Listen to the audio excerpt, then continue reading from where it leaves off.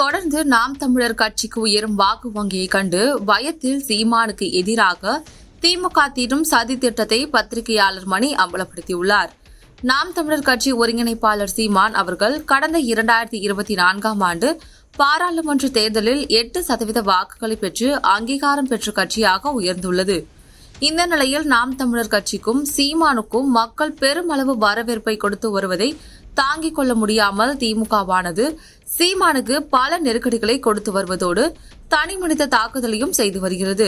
தற்போது சீமானை ஒழித்து கட்டும் நோக்கில் திமுக பல லட்சங்களை செலவழித்து 30க்கும் மேற்பட்ட யூடியூப் சேனலையும் பல எக்ஸ் தள பக்கங்களையும் உருவாக்கியுள்ளதாக கூறப்படுகின்றது. இந்த யூடியூப் சேனல் மற்றும் எக்ஸ் தள பக்கங்களில் முழு நேர வேலையே சீமான் குறித்து அவதூறுகளை பரப்புவது, சீமானை தவறான நபராக சித்தரிப்பதும் தான். மேலும் அந்த சேனலுக்கு திமுக சார்பில் மாதந்தோறும் ஒரு பெரிய தொகை ஊதியமாக வழங்கப்படுவதாக கூறப்படுகின்றது. இதுபோன்ற செயல்கள் ஜனநாயகத்திற்கு எதிரானவை என பலரும் கண்டனம் தெரிவித்து வருகின்றனர். மேலும் பத்திரிகையாளர் மணி கூறுகையில், நாம் தமிழர் கட்சி கொள்கைக்கு நான் எதிரானவனாக இருந்தாலும் சீமானை இப்படி தாக்கி பேசுவதை என்னால் ஏற்றுக்கொள்ள முடியாது என கடுமையாக சாடியிருந்தார். சமீபத்தில் நடந்து முடிந்த ஈரோடு கிழக்கு இடைத்தேர்தலில் நாம் தமிழர் கட்சி மக்கள் பேராதரவோடு 15% வாக்குகளை பெற்றிருந்தது.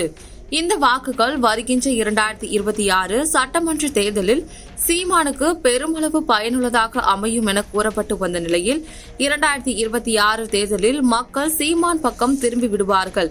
அதனால் சீமானை வளரவிடக்கூடாது என்று திமுக இதுபோன்ற சதி வேலைகளை செய்து வருவதாக சொல்லப்படுகின்றது.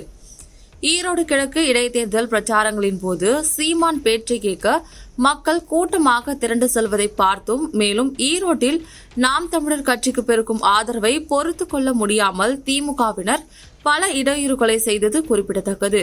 ஈரோட்டில் மக்களிடம் சீமானுக்கு எதிராக துண்டு பிரசாரங்கள் வழங்கியது, தேர்தல் பிரச்சாரத்தின் கடைசி 3 நாட்களில் ஓட்டுக்காக மக்களுக்கு பணத்தை வாரி வழங்கியது, இதுபோன்ற செயல்கள் திமுகவுக்கு சீமான் மீது இருந்த பயத்தை வெளிச்சம் போட்டு காட்டியிருக்கிறது.